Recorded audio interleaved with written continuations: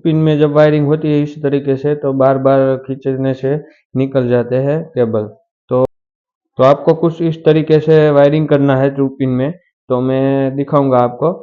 तो पहले आपको जो केबल है उसमें चिल लेना है, उसके बाद तार को आगे से मोड़ लेना है और जो ट्यूब पिन का जो टर्मिनल है, जो सॉकेट है, उसमें आपको लगा देना है और स्क्रू टाइट कर देना।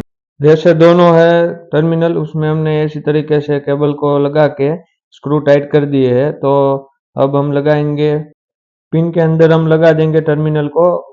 और जो आप ऊपर वाला फोटो देख रहे हो, जो कई लोग इसी तरीके से केबल को जो गांठ लगा के अंदर डाल देते हैं, लेकिन इसी तरीके से नहीं करना चाहिए, क्योंकि जब भी केबल में जब लोडिंग होता है तो ज़्यादा गर्म होने से केबल जल जाता है। इसलिए हमें ये सीधा ही रखना है और हम ये पिन को हम फिट कर देंगे।